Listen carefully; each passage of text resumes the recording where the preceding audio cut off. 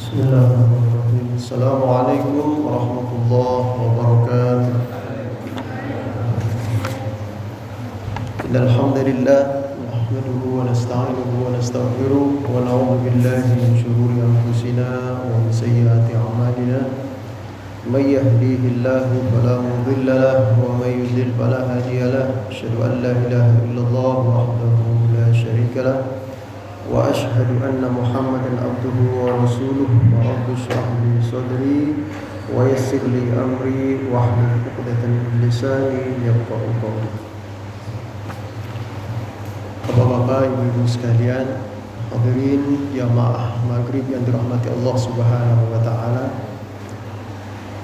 Pertama-tama kembali kita bersyukur kepada Allah Subhanahu wa taala mana sampai pada saat ini, pada hari ini, pada malam hari ini Allah beri kita kesempatan, berikan kita kekuatan, sehat, afiat, bisa hadir di masjid, bisa beriktikaf di masjid.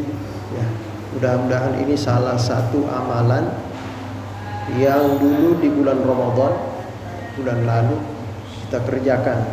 Ya, kita suka iktikaf di masjid, habis Ramadan kita iktikaf juga. Ya. Kita suka sholat berjamaah di masjid, habis Ramadan kita jaga sholat berjamaah tersebut. Mudah-mudahan Allah Subhanahu wa taala senantiasa memberikan rahmat kepada kita semuanya, memberikan hidayah dan taufiknya, mudahkan dalam kebaikan. Bapak Ibu hadirin dirahmati Allah Subhanahu wa taala. Alhamdulillah pada malam hari ini, ya, malam Kamis, ya, seperti biasa sebelum Ramadan ya, kita punya kajian bergantian dengan Kiai Haji Abdul Hainaim, ya. Cuma beliau belum bisa hadir untuk malam ini. Harusnya beliau duluan ini, duluan beliau di malahan. Nah, sebelumnya saya ucapkan mohon maaf lahir batin Bapak Ibu sekalian, ya, kita baru ketemu lagi ini wajahnya wajah-wajah baru ini. Tapi nggak tahu nih tambah muda atau tambah tua nih. Tapi alhamdulillah, ya, kita bersyukur pada Allah Subhanahu wa taala kita bisa melaksanakan ibadah Ramadan dengan baik, berpuasa di bulan Ramadan, qiyamul lail. Alhamdulillah itu semua ma'unah, pertolongan dari Allah Subhanahu wa taala.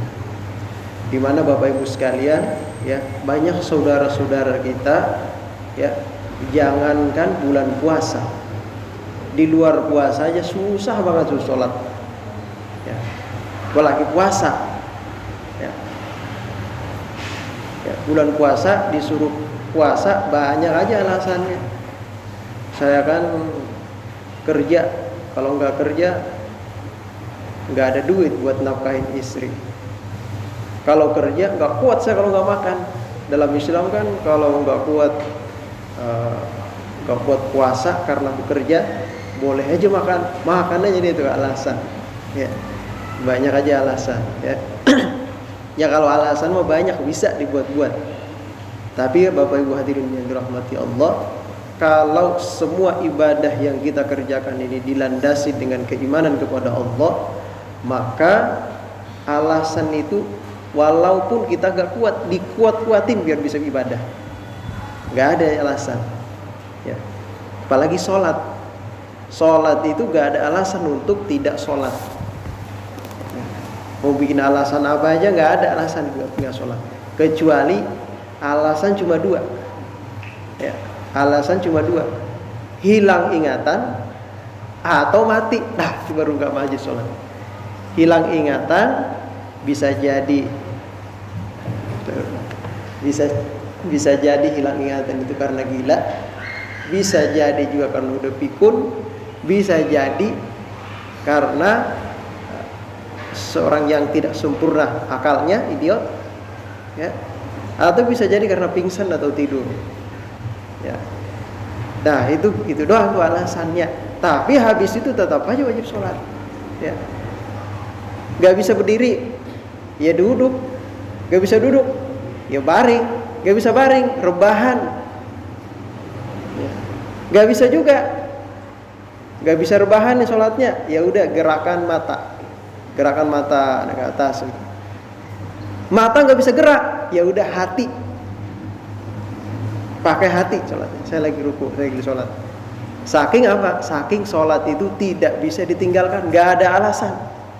Ya, nggak ada alasan untuk tidak sholat. Saya nggak bisa, saya lumpuh nih, tangan nggak bisa gerak, kaki nggak bisa gerak, nggak bisa wudu. You minta wuduin,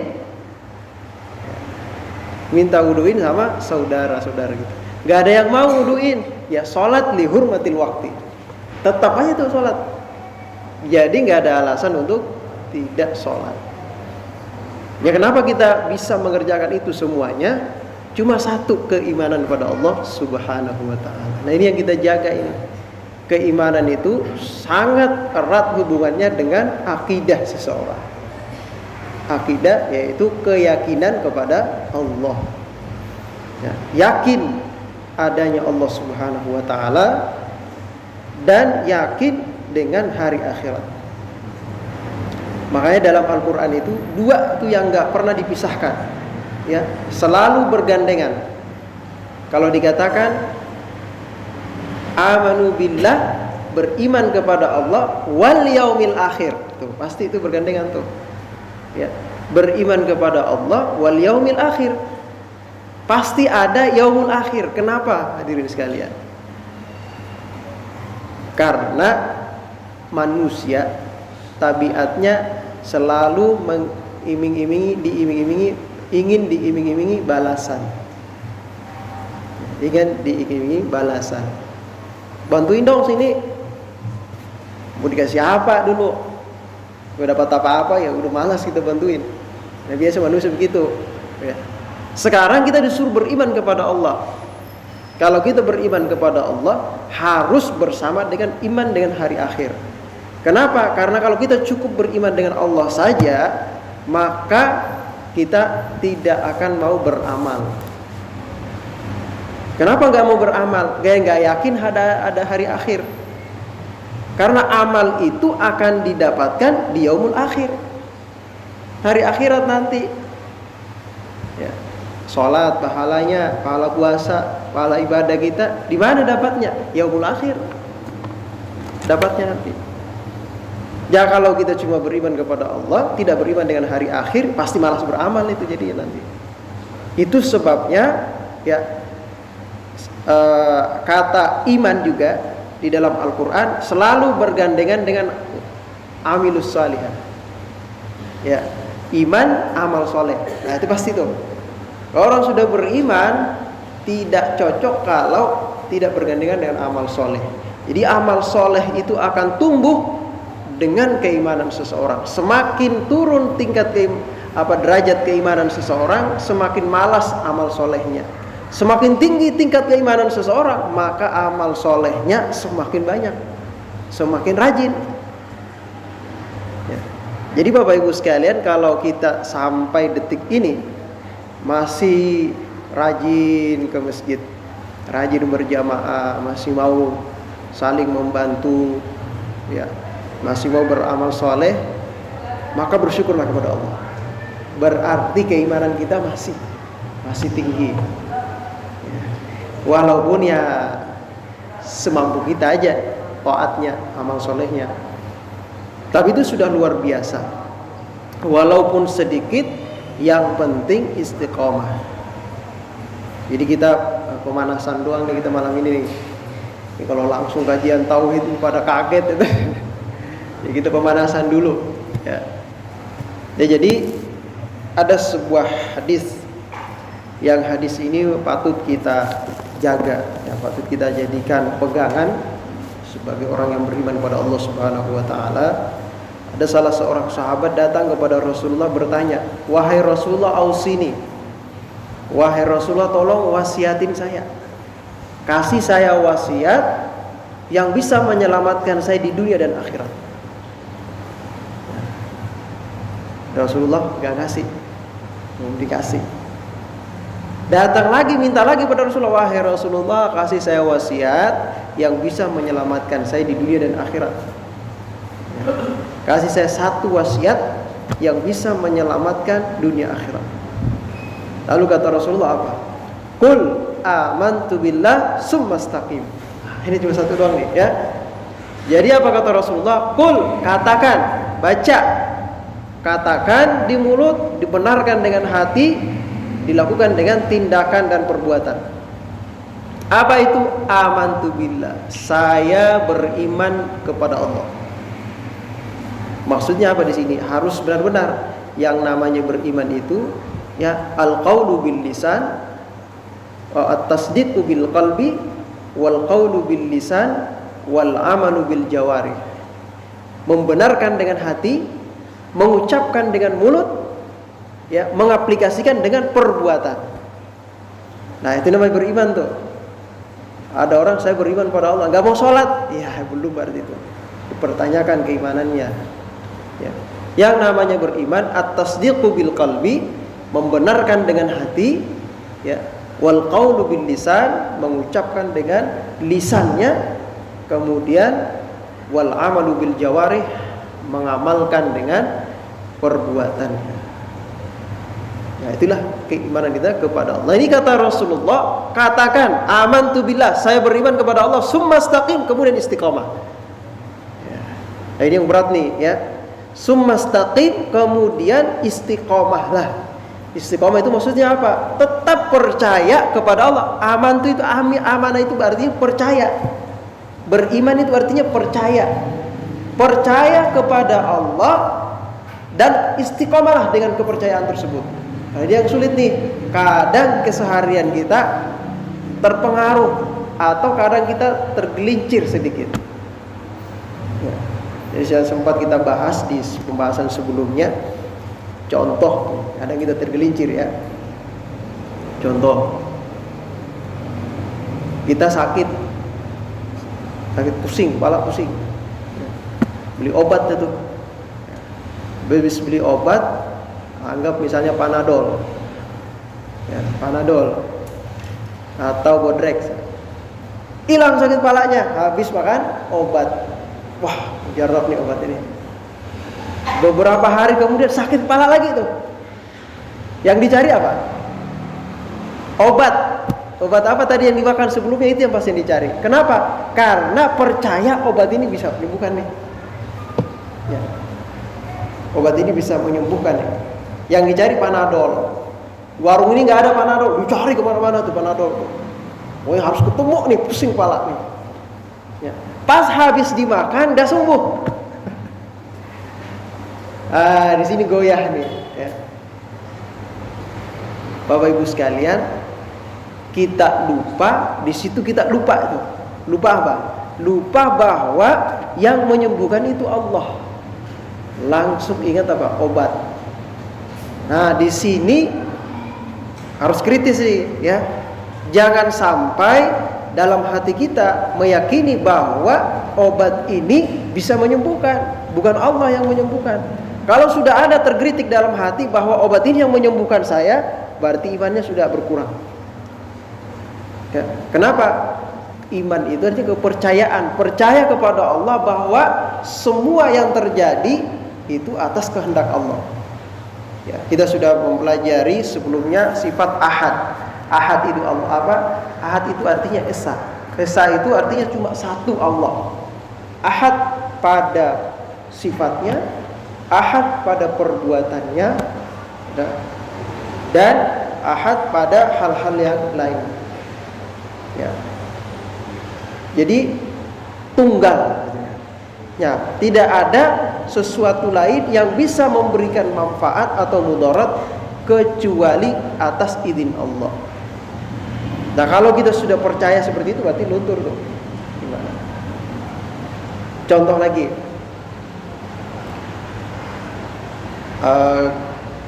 Misalnya hujan. Udah hujan turun. Karena hujan turun, ada barang yang kita lagi jemur kehujanan. Karena kehujanan rusak. Langsung apa kita ucapin? Gara-gara hujan ini, dasar hujan, gara-gara hujan ini rusak punya saya nih. Yang disalahin hujan. Dia kalau sudah masuk dalam hati bahwa yang menyebabkan barangnya itu rusak adalah hujan, Nah, arti dia sudah mempercayai adanya kekuatan lain ya selain kekuatan Allah. Kesalahannya kita sendiri ya. Tetapi sesuatu itu terjadi atas izin Allah. Nah, jadi jangan juga ya jangan nyalain Allah jadi disalahin lagi itu ya. Contoh yang nyalain Allah nih. Kamu kenapa gak mau sholat? Ya Allah sudah ciptakan saya malah sholat gitu. Itu pinter nyari alasan itu dia tuh. Ya udah saya memang udah begini ya dari sononya diciptain sama Allah. Ya bukan begitu ya. Itu lain lagi itu makanya itu namanya menyalahkan Allah. Padahal Allah sudah memberikan kita akal. Afala taqilun. Kamu nggak mikir, ya. Kamu tidak beriman kepada Allah, nggak dengerin, nggak baca kitab Allah. Nah, itu semua sudah diberikan, semua sudah diberitahu oleh Allah. Kalau meninggalkan sholat disiksa, kamu nggak mikir itu. Nah, itu jangan menjadi alasan. Jadi Bapak Ibu sekalian, ya itu tadi hadis yang pendek ini sangat dahsyat sekali. Qul amantu billah summastaqim. Istiqomah, dan istiqomah ini adalah satu amalan yang sangat berat sekali untuk kita amalkan. Tapi kalau ada orang yang bisa istiqomah itu luar biasa. Bahkan dikatakan oleh para ulama khairun min alfi karamah. Ya. Istiqomah lebih baik dari 1000 kemuliaan yang dimiliki oleh waliullah atau wali-wali Allah, kekasih-kekasih Allah. Ada orang punya karomat, ya, punya karomah, bisa berjalan di atas air, bisa terbang, bisa hilang gitu. Ya. Istiqomah yang kita kerjakan itu sudah lebih baik daripada orang bisa hilang, orang bisa terbang, orang bisa ini bisa itu. Contoh istiqomah, Bapak Ibu sekalian, istiqomah misalnya setiap maghrib pasti sholat maghrib berjamaah di masjid. Satu aja sholat maghrib aja. Tiap maghrib dia datang pasti itu. Ini salah satu tidak istiqomah. Ya, satu nih. Ya. Apalagi tiap kali 5 waktu. Contoh lain. Habis sholat pasti dia baca istighfar. Assalamualaikum warahmatullahi wabarakatuh. Astagfirullahaladzim. Setiap habis sholat baca istighfar 3 kali. Itu sudah amalan istiqomah. Ya. Tambah lagi tuh 2. Habis sholat dia pasti baca tasbih, tahmid, takbir 33 kali. Terus dia tuh habis sholat pasti baca tuh dia tuh. Ini sudah termasuk amalan istiqomah. Ya. Habis sholat pasti baca ayat kursi. Kata Rasulullah, barang siapa yang habis sholat baca ayat kursi, maka tiada yang menghalangi dia antara dia dengan surga. Tidak ada yang menghalanginya. Maksudnya apa? Insya Allah orang itu masuk surga. Yang ditinggalin tuh habis sholat baca ayat kursi. Ya. Walaupun misalnya kita terburu-buru, harus cepat jalan, segera jalan. Ya udah habis salam, assalamualaikum warahmatullahi wabarakatuh, langsung meninggalkan tempat sholat, tapi jalan sambil baca istighfar. Astagfirullahaladzim, sambil nyari-nyari, sambil cepat-cepat, buru-buru. Tapi tetap tidak ditinggalkan. Ini juga termasuk istiqomah. Karena zikir itu tidak perlu harus duduk. Ingatlah kepada Allah qiyaman. Wa alladzina yadhkurunallaha qiyaman wa qu'udan wa 'ala junubihim. Orang-orang yang berzikir kepada Allah baik itu dalam keadaan berdiri, duduk, wa 'ala junubihim, atau sambil baring-baring, rebahan, sambil zikir, boleh-boleh saja. Ya. Yang penting tadi amalan jangan sampai ditinggalin. Nah, Bapak Ibu sekalian, kalau punya amalan yang sebelumnya kita sudah amalkan, maka tetap amalkan amalan tersebut. Jangan ditinggalkan. Ya. Kalau misalnya kita punya amalan, ya, amalan tersebut kita amalkan, ya, lalu ada suatu acara, tiba-tiba nih ada acara, sehingga dan kita sebagai pembicara misalnya, atau kita jadi ketua, harus menata, harus mengatur semuanya, sehingga kita nggak sempat zikir. maka setelah acara tersebut baca amalan itu. Baca amalan tersebut agar kita tetap dianggap sebagai istiqomah. Contoh lain, misalnya ya, kita sering bangun sholat tahajud. Kenapa malam itu nggak bangun sholat tahajud? Bangun-bangun, nah udah adzan nih, nggak sempat tahajud. Gimana caranya biar istiqomah? Ntar kalau sudah sholat udah subuh, sudah masuk waktu syuruk, selesai waktu syuruk, ya sholat 2 rakaat, sholat isyraq, kemudian sholat tahajud ganti qadha. Sholat sunnah tersebut yang tertinggal tadi malam. Ya, yang ketinggalan tadi malam nih nggak sempat bangun. Waktu duha masuk qadha agar tetap dikatakan istiqomah. Ya, kalau kita sudah rutin ya. Ini yang boleh ini kata para ulama itu kalau sudah rutin. Kalau belum rutin sekali seminggu itu jangan diqadha, itu belum rutin namanya. Yang diqadha itu yang sudah rutin. Boleh nggak mengqadha sholat sunnah? Ya boleh. Rasulullah pernah mengqadha sholat qobliyah dan ba'diyah zuhur. Habis sholat asar beliau sholat sunnah.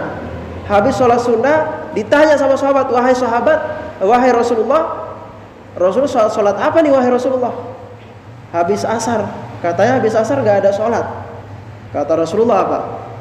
Tadi waktu zuhur saya sibuk bagikan harta ghanimah, sehingga saya buru-buru, saya sholatnya hanya sholat zuhur saja. Ya, gak sempat qobliyah dan ba'diyah karena buru-buru. Orang mau cepat nih, orang banyak nih, jadi harus dibagiin cepat biar orang segera selesai. Gak sempat sholat sunnah, masuk waktu asar. Beliau sholat asar, habis sholat asar beliau qobliyah ba'diyah. Sholat apa itu? Sholat sunnah, diqadha oleh Rasulullah. Kenapa? Karena sudah rutin dikerjakan oleh Rasulullah, diqadha oleh beliau. Nah, amalan sunnah yang pernah kita kerjakan seperti itu diqadha. Ya. Nah, ini istiqomah. Yang mudah-mudahan Bapak Ibu sekalian keluar dari bulan Ramadan kita menjadi hamba-hamba Allah Subhanahu wa taala yang istiqomah. Ya. Bukan hamba-hamba Allah yang musiman. Hamba Allah yang musiman. Musiman itu kalau lagi bulan puasa lagi rame, udah puasa juga. Lagi tarawih juga. Lagi udah habisan bubar tarawih, bubar juga. Nah, itu musiman tuh. Ya.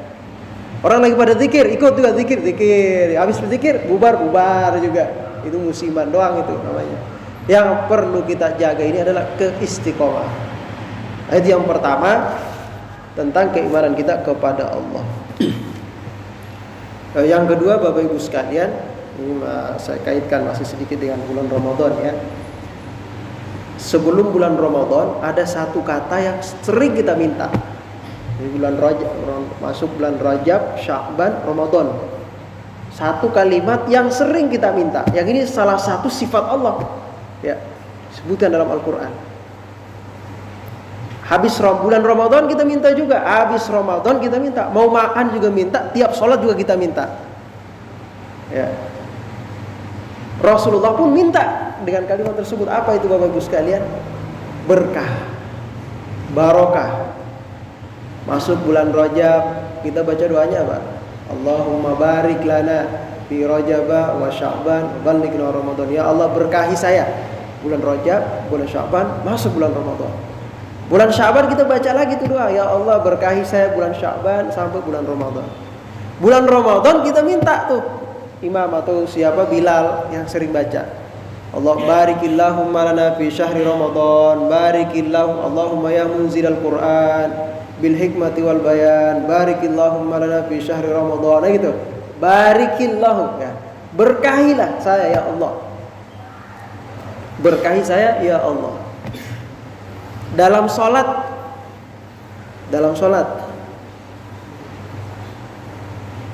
wabarik lana dalam sholat subuh ya. Nah ada kalimat wabarik lana fima a'tait, berkahi saya pada apa yang engkau berikan kepada saya. Sebelum tahiyat kita baca tuh ya doa Rasulullah, sholawat. Allahumma salli ala sayyidina Muhammadin wa ala sayyidina Muhammad kama barakta. Kama barakta ala sayyidina Ibrahim wa ala ali sayyidina Ibrahim. wa barik ala sayyidina Muhammad wa ala ali sayyidina Muhammad kama barakta ala sayyidina Ibrahim wa ala ali sayyidina Ibrahim. Itu. Ya Allah, berkahi Rasulullah SAW Muhammad sebagaimana engkau memberikan keberkahan kepada Nabiullah Ibrahim. Nabiullah Ibrahim diberikan keberkahan oleh Allah Subhanahu wa taala. Semua nabi-nabi Bani Israel, ya, semua nabi-nabi ya, itu turunannya dari Nabiullah Ibrahim. Bahkan Rasulullah pun dari Nabiullah Ibrahim. Ya, cuma terpecah ya. Nabiullah Ibrahim punya anak. Nabiullah Ibrahim anak-anaknya semua jadi nabi, jadi rasul. Rasulullah pun dapat keberkahan anaknya semuanya ya, diberikan oleh Allah Subhanahu wa taala keberkahan ilmu atau harta. Ya. Kita temuin tuh habaib. Habaib rata-rata orang-orang berilmu. Para habaib itu ya. Kalau tidak, mereka orang-orang yang punya harta dan mereka haram ya, mereka itu suka memberi, berbagi. Rata-rata itu ya habaib. Itu keturunan, itu keberkahan ya. Itu namanya keberkahan. Dan ini juga kita minta nih, berkah nih kita minta juga nih. Setiap mau makan baca apa? Doa mau makan. Allahumma barik lana. Tuh, ini hafal tuh. Harus hafal, kalau enggak hafal berarti ketahuan. Allahumma barik lana fima razaqtana wa qina adzabannar. Artinya apa? Allahumma barik lana artinya apa? Ya Allah, barik lana apa artinya? Berilah keberkahan kepada saya fima razaqtana, pada apa yang engkau beri rezeki kepadaku, kepada kami, waqina, dan selamatkan kami adzabannar, dari azab api neraka. Tiap mau makan tuh, siapa yang ngajarin? Rasulullah ngajarin. Rasulullah didengar oleh para sahabat. Saya pernah mendengar Rasulullah itu kalau mau makan baca doa, Allahumma barik lana fima razaqtana wa qina adzabannar. Minta berkah. Ya. Nanti di beberapa tempat-tempat lain kadang kita kalau ketemu ya, kalau kita ada ulama ya, kita ketemu ulama, barakallahu fikum. Nah gitu. Barakallahu fikum. Semoga Allah memberikan keberkahan kepadamu. Sering itu ya.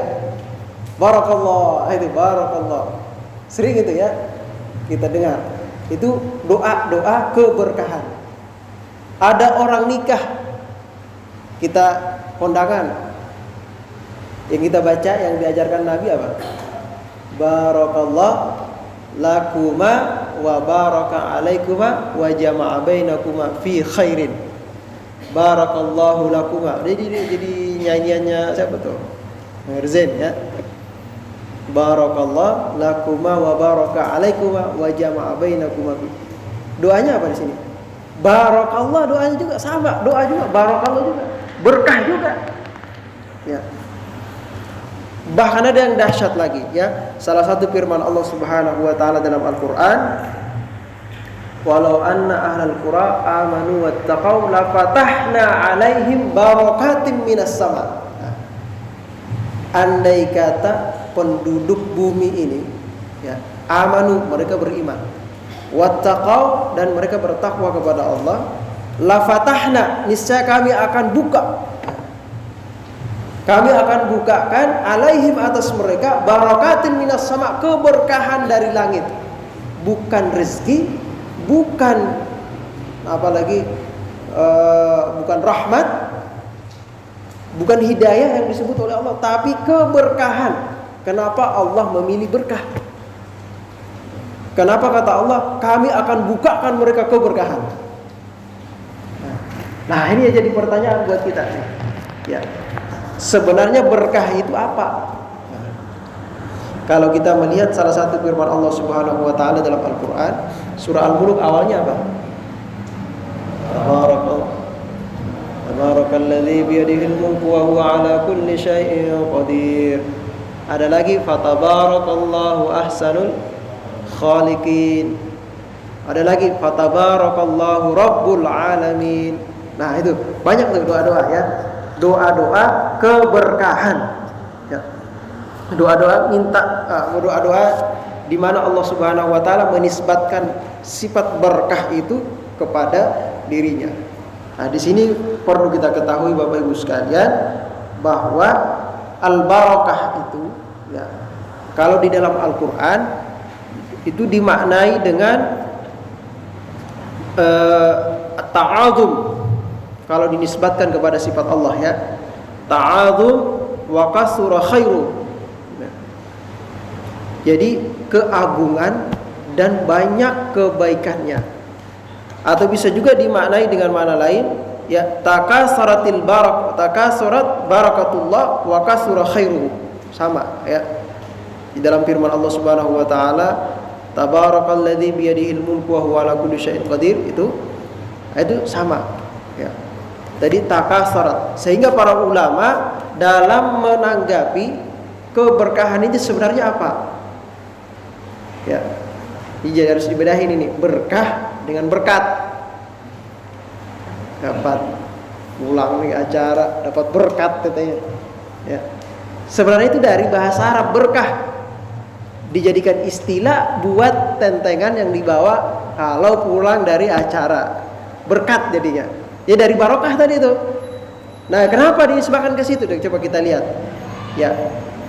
Apa kata para ulama? Al-barakah itu hiya subutul khairil ilahi fi syai'. Ya. Namanya berkah itu adanya kebaikan yang menetap pada sesuatu. Ada kebaikan yang menempel pada sesuatu dan tetap ada di situ. Contoh, ya. Contoh berkah. Kita kalau ke Mekah, orang berlomba-lomba sholat di Hijr Ismail, ya. Atau sholat di mihrabnya Rasulullah. Ya. Itu ngapain tuh? Sholat di situ. Itu ngambil berkah. Ya. Karena di tempatnya Rasulullah, berlomba-lomba sholat di situ. Zaman Nabi, coba kita lihat, ya. Coba kita lihat zaman Nabi, ada salah seorang sahabat, Rasulullah habis nyukur rambut. Ada seorang sahabat ngambil tuh rambut Nabi. Ya. Setiap dia berangkat perang, ya, dia nggak pernah kalah. Gak pernah kalah dia. Pernah suatu ketika akan berangkat perang, dicari-cari dia. Ada punya imamah ya. Dia punya imamah. Dicari-cari. Kayak orang kehilangan gitu. Cari-cari ke mana-mana. Ditanya, "Wahai Khalid ibn Walid, kamu nyari apa? Nyari apaan nih?" Itu udah mau berangkat tuh. Nyari apaan? Kata beliau apa? "Saya nyari imamah saya." Kata sahabatnya tadi, udah pakai ini saja, punya saya aja, pakai. Kata dia, beda lain, punya saya itu ada khususiatnya. Dari dulu saya pakai, setiap mau berangkat perang saya pasti pakai. Emang kenapa? Apa rahasianya di situ? Apa keistimewaannya imamahnya itu? Kata Khalid ibn Walid, di sana saya bungkus, saya gulung dengan rapi, ya, simpan dengan rapi di dalam imamah tersebut rambutnya Rasulullah SAW. Sehingga saya kalau berangkat perang pasti menang. Kenapa itu? Keberkahan. Sampai sekarang ada salah seorang ulama nyimpen potongan rambut Nabi. Datang sono, ya. Orang-orang pada datang sono. Buat apa? Bawa air, celupin rambut Nabi situ. Celupin rambut Nabi di situ, tabarukan. Ya. Keberkahan ini subutul khair fi syai'. Adanya kebaikan yang menetap pada sesuatu, bukan sesuatu itu yang memberikan manfaat, bukan. Allah yang memberikan manfaat melalui benda tersebut, melalui sesuatu yang mendapatkan keberkahan itu. Makanya subutul khairil ilahi, kebaikan yang diberikan Allah Subhanahu wa taala pada benda tersebut, sehingga orang yang mengambil atau bertabarruk mengambil berkah pada benda tersebut akan memperoleh kebaikan juga. Tapi jangan diyakini, ini urusan akidah juga ya. Jangan diyakini bahwa benda itu yang memberikan kebaikan. Jangan, nggak boleh. Harus dikembalikan kepada Allah bahwa kebaikan itu adanya dari Allah. Ya. Jangan nanti diyakini setelah kita misalnya kamu kalau ziarah ke mana tuh? Ke Kuitang, ziarah ke Kuitang, minta berdoa di sana, pasti lancar rezekinya. Nah, kalau diyakini bahwa ziarah ke Kuitang bisa memberikan rezeki, Habibnya memberikan rezeki di situ, yang dimakamkan di situ, maka itu bisa musyrik. Tapi kalau kita ziarah ke sana tabarrukan, mengambil berkah dari orang yang soleh yang dimakamkan di sana, ya, bertawassul, berwasilah dengan orang yang soleh yang dimakamkan di sana, maka itu boleh saja. Jadi kita minta tuh, ya Allah, saya memohon kepada Engkau dengan kemuliaan waliullah yang dimakamkan di sini, mudahkan urusan saya. Saya mohon kepada Engkau dengan kemuliaan waliullah yang dimakamkan di sini. Nah, kayak gitu tuh kalau mau berdoa. Ya. Jangan ya Allah Habib ini berikan saya rezeki. Nah, itu bukan lagi minta rezeki, itu pada Allah. Salah kalau begitu doanya. Ya wahai Habib Kuitang misalnya, Habib Ali, wahai Habib Ali, beri saya rezeki. Salah doanya kalau begitu. Ya Allah, beri saya rezeki dengan kemuliaan Habib yang dimakamkan di sini, atau kemuliaan Habib yang saya ziarahi. Ya Allah, mudahkan urusan saya dengan kemuliaan ini. Bukan dia yang memberi rezeki, ya Allah tetap. Ya. Karena ibaratnya kita ini banyak dosa. Ya. Maka kita butuh wasilah, perantara agar permohonan kita ini cepat dikabulkan oleh Allah. Kita kalau ke presiden, bisa nggak langsung ketemu presiden? Bisa nggak? Gak bisa, lapor dulu ke ajudannya, lapor dulu ke bawah-bawahannya, kapan nih ada waktunya, kapan. Baru dia yang lapor ke sana. Yang dekat dengan presiden, baru kita bisa masuk juga kalau kita orang awam. Nah, ada apa namanya, itu namanya apa? Wasilah, perantara namanya. Dan kita banyak dosa, nah, maka kita minta kepada Allah melalui orang-orang yang dekat dengan Allah, yang disebut dengan aulia, para wali. Wali itu artinya orang-orang yang kekasih Allah. Nah, inilah berkah. Ya, sehingga para ulama mengatakan berkah itu, termasuk Imam Al-Ghazali mengatakan berkah itu ya ziyadatul khair. Berkah itu bertambahnya kebaikan. Nah, sekarang keluar dari bulan Ramadan, ini jadi pertanyaan buat kita, ya. Di bulan Ramadan kita meminta kepada Allah, ya Allah, dengan kemuliaan Al-Quran, barikillahumma lana, berkahi saya di bulan Ramadan ini. Maksudnya apa? Tambah kebaikan saya di bulan Ramadan. Nah, tambah kebaikan saya di bulan Ramadan. Nah, sekarang kita keluar dari bulan Ramadan. Ya, keluar dari bulan Ramadan berarti harusnya kita sudah memperoleh banyak kebaikan.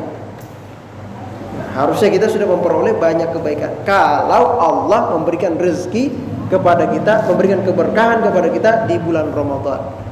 Ya. Kebaikannya apa tadi? Berkah. Berkah itu apa? Bertambah kebaikan. Pertanyaannya Bapak Ibu sekalian, keluar bulan Ramadan nambah enggak kebaikannya? Apa bebas? Alhamdulillah udah puasa lagi. Alhamdulillah udah enggak tarawih lagi. Capek tarawih. Ini beda berarti kebaikannya berkurang itu, ya. Ada orang keluar bulan Ramadan nangis dia. Kenapa udah nggak tarawih lagi? Tapi dia ganti dengan ibadah lain. Karena tarawih itu termasuk dengan qiyamul lail. Qiyamul lail itu artinya menghidupkan malam. Menghidupkan malam itu khusus bulan Ramadan diisi dengan sholat. Namanya sholat tarawih. Nah, kalau di luar bulan Ramadan, qiyamul lailnya bisa dengan sholat, bisa dengan mengkaji ilmu, bisa dengan zikir, bisa dengan ibadah, rangkaian ibadah-ibadah lain yang bisa kita kerjakan di malam hari. Nah, kalau urutannya urutan ibadah di malam hari, lihat aja Al-Quran surah Al-Muzammil. Bapak Ibu sekalian silakan lihat surah Al-Muzammil. Allah ngasih urutan. Qumil laila illa qalila, bangun di malam hari. Nisfahu awin kusminhu qalila aw zid alaihi. Bangun di malam hari, baik itu separuh malam atau sepertiga malam atau sedikit, atau tambah lagi, lebih banyak lagi. Kemudian zid, tambahin lagi. Kemudian warattilil Quran, kemudian baca Quran. Baca Quran. Jadi ibadahnya disuruh baca Quran malam hari. Khususnya menjelang waktu sahur baca Quran. Ya, sebagian ulama mengatakan paling tidak baca 50 ayat. Ya. Nah, kalau anak-anak ya, adik-adik semuanya yang tahfiz ini, ya, bangun malam, ya, ulangi hafalan atau nambah hafalan, itu lebih bagus. Ya, habis sholat tahajud witir, ulangi baca Quran.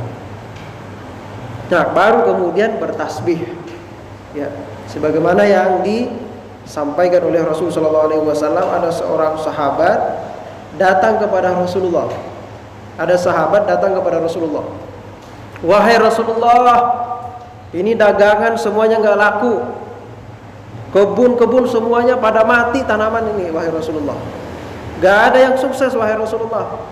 Bangkrut saya, wahai Rasulullah. Kata Rasulullah apa? Aina antum min tasbihil malaika. Kamu ada di mana ketika malaikat pada bertasbih? Kata Rasulullah begitu. Kamu ada di mana waktu malaikat pada bertasbih? Kenapa sampai begini, melarat begini? Ya. Lalu kata sahabat tersebut, wahai Rasulullah, kapan malaikat itu bertasbih? Lalu Rasulullah menjawab, malaikat bertasbih menjelang waktu subuh. Menjelang waktu subuh. Apa kata malaikat? Apa tasbihnya? Subhanallah bihamdi, subhanallahil azim. Subhanallah wa bihamdi, subhanallahil azim. Kata Rasulullah, baca nih tasbih malaikat nih 100 kali, baca setiap menjelang subuh. Ya, Bapak-bapak sekalian boleh amalkan. Ini ijazah dari guru-guru kami. Baca setiap menjelang subuh 100 kali.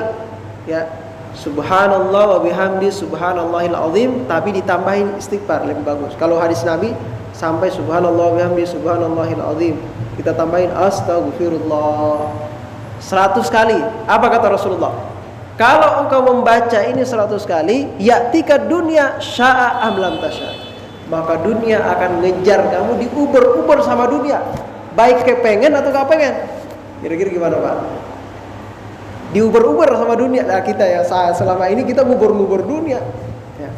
Sampai gagal sholat, ngubur-ngubur dunia kemana-mana, tuh kerjanya apa, serabutan, sampai lupa sholat. Nah sekarang gantian, dunia yang ngubur-ngubur kita. Bagaimana caranya? Rasulullah kasih amalan, baca sebelum subuh tasbih para malaikat bersama dengan para malaikat. Apa tasbihnya tadi? Subhanallah bihamdi subhanallahil azim astaghfirullah, subhanallah bihamdi subhanallahil azim astaghfirullah. Di Masjidul Yakin, ya, itu sering dibaca habis adzan, tapi habis adzan ya, habis adzan itu dibaca sama sekali. Masjid di Solo tempat Habib Anis, orang pada datang di sana, ya, itu sering dibaca. Bahkan bisa lama itu, jadi habis adzan itu bisa sampai 15 menit. Karena dia bacanya agak lambat. Subhanallah wa bihamdi subhanallahil azim astaghfirullah. Subhanallah. Jadi 15 menit. Nah, kalau kita cepat bisa lah. Nah, di sini bisa dapat kayaknya ada 5-10 menit ya habis adzan di sini. Bisa tuh dapat. Habis sholat sunnah langsung subhanallah bihamdi subhanallahil azim astaghfirullah, subhanallah bihamdi subhanallahil azim astaghfirullah, baca itu. Ya. Insyaallah lancar rezeki. Jangan lupa satu lagi, salah satu amalan dari guru kami, kalau kepengen rezekinya lancar, ya, baca doa ketika sujud terakhir atau dalam sujud, terserah. Baca doanya apa? Bapak semua sudah hafal. Allahumma barik lana fima razaqtana wa qina adzabannar. Doa ini tidak disebutkan makan di situ. Ya, doa ini kapan saya dibaca boleh. Cuma para sahabat mendengarnya Rasulullah baca itu ketika mau makan, sehingga sebagian orang baca ketika mau makan, sehingga masyhur. Tapi doa ini tidak mutlak harus mau makan, enggak. Minta rezeki kepada Allah, ya Allah berikanlah keberkahan pada rezeki. Keberkahan itu maksudnya apa? Berkah itu nambah terus. Ada orang punya modal usaha 1 juta, tapi naik terus, maju terus, itu namanya berkah. Ya. Jadi ada harta sedikit tapi cukup, berkah itu namanya. Setiap belanja ada kembaliannya, berkah. Ini setiap belanja ngutang mulu, kurang mulu, dari itu berarti kata udah tuh berkah apa tuh. Ya. Jadi bapak sekalian, pilih harta banyak tapi nggak berkah, atau harta sedikit tapi nggak berkah. Banyak tapi berkah. Ya. Nah jadi ini ya amalannya ya. Jadi tapi satu, harus yakin kepada Allah Subhanahu wa taala. Tadi yang pertama, keimanan kita harus mantap kepada Allah. Kalau kita sudah berusaha seperti tadi, kita sudah beramal, kita sudah berdoa, tawakal kepada Allah, yakin kepada Allah yang Maha memberi. Jangan mengeluh. Jangan mengeluh. Saya udah berdoa, saya udah kerja, kata Ustaz Tira, berdunia sampai sekarang ini utang mulu saya ini. Belum. Ada waktunya nanti. Amalin aja. Kalau belum dikasih berarti Allah masih mencoba ke istiqomahan kita. Istiqomah gak nih? Saya coba dulu nih. Jangan-jangan sebulan dia nyerah nih. Kasih lagi. Baik, kita tutup dengan surah Al-Fatihah. Mudah-mudahan ini sebagai pemanasan dulu ya, pembukaan dulu untuk malam hari ini. Insyaallah 2 minggu ke depan, insyaallah minggu depan mungkin kayak Abdul Hai ya, Abdul Hai mungkin yang ngisi. Setelah itu baru kita ketemu lagi menyambung kajian Aqidatul Islam untuk memantapkan keyakinan kita kepada Allah Subhanahu wa taala. Kita baca suratul Fatihah, mudah-mudahan kita semuanya